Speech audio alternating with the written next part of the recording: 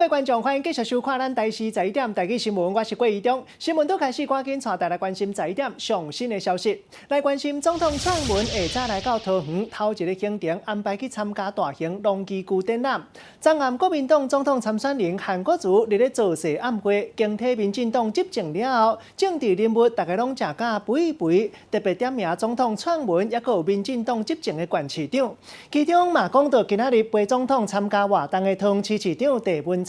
总统敢有上新的回应，带大家做回来关心。有没有跟今天主题相关的？来，信先好了。是那个八大的信，我想先问一下，请总统帮我们简单说一下对于这个大型农业机具啊，未来投入之后对台湾的农业的影响。是我们其实也希望台湾的农业开始走向这个智慧化啊，那自动化的，而且省人力的这个现代的农业啊，所以我们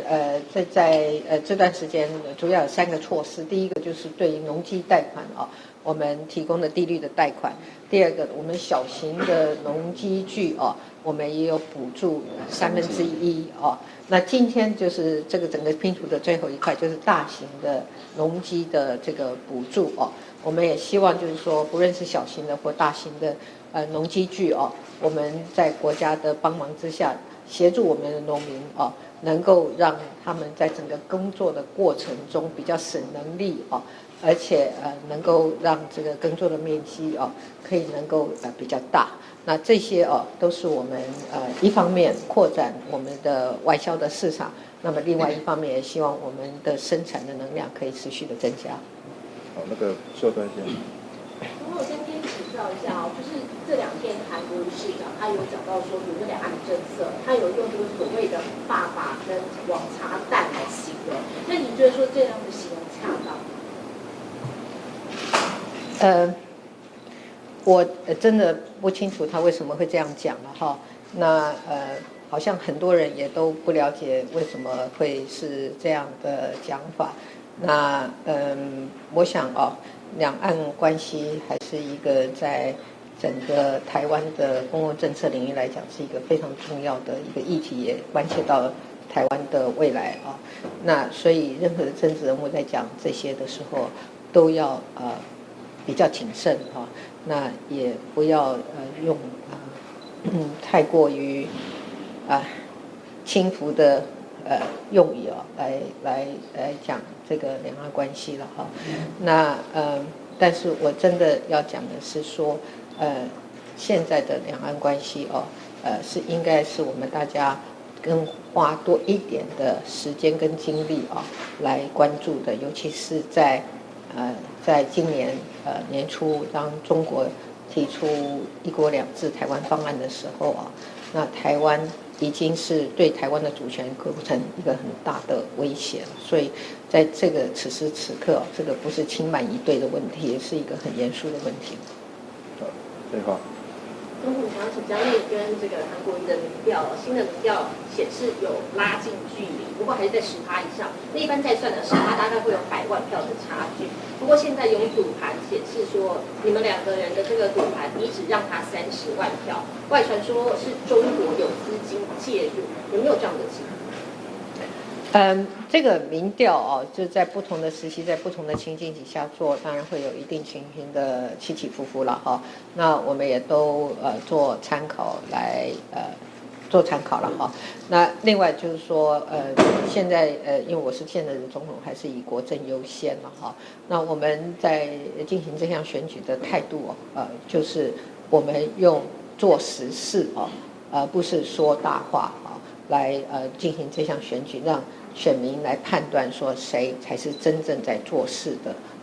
那另外一方面呢，就是说我们也要提醒大家这个选举不容轻忽，我们要步步为营。那我们也希望就是说从现在到投票日我们每一天都步步为营，那谨慎的面对，希望在选举在最后选举的时候能够得到最大的支持。有中国资金介入这样的情况这件事情我们会请这个我们的执法单位来进行了解、进行侦查如果有违法的事件的话，我们不会轻慢以对。好。对了，至少我们不会睡到中午才起床。好，新鲜。不好意思，想请教一下，有关于说韩国瑜一直说民进党对于任何的政治质疑都以护主权来回应，而另外特别提到他以反清复明为举例的时候，他还讲说了玩女人或者是贪污，以前的人都会直接当反清复明来当做挡箭牌，说您的现象跟他的现象一样。我真的要再讲一遍哦，这些事情都不是用这种轻慢的态度来面对的哦。那我已经讲过，我们在今年已经看到中国在年初的时候已经端出一国两制台湾方案了，台湾的主权确实已经面临到很严重的威胁，这是真的存在的威胁哦，绝对不会是一个虚幻的存在的主权问题。如果我们没有主权的话，我们就守不住我们的民主自由。那这段时间以来，我想台湾的人民对这件事情感受很深，也就是说，我们得来不易的民主自由，是我们共同要把它保护捍卫的。而这个最重要的根源在于，我们2300万人所共有的这个主权不会被剥夺，也不会被侵害哦。这是最重要的一件事。最后一个问题好不好？总统今天特别来桃园，那韩国瑜礼拜4、礼拜5也都要来这边，今天是不是特别来这边把先把桃园顾好？我们有这位在这里哦，已经顾得很好了。那这段时间哦，其实在我做总统的任内啊，其实我到桃园来是蛮频繁的哦。主要的就是说，这是一个正在成长中的快速成长中的城市哦，它有很多建设哦，需要我们来关心哦。那同时，我们对于在这里的很多的福利照顾的这种情形呢，也要再来进行了解哦。那很多的产业也在我们的桃园哦，所以不论从福利照顾、从产业，还从地方建设的角度来看，桃园都是一个在快速扩张跟发展的地方，所以这也是因为这样子，所以总统才会常常来。